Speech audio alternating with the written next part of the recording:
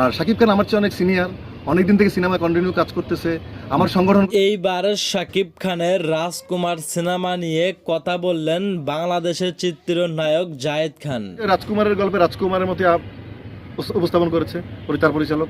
এখানে সব থেকে মজার বিষয় হচ্ছে শাকিব খানের রাজকুমার সিনেমাটি 120টি হলে মুক্তি পেয়েছে আর জায়েদ খানের সিনেমাটি মাত্র 2টি হলে মুক্তি পেয়েছে।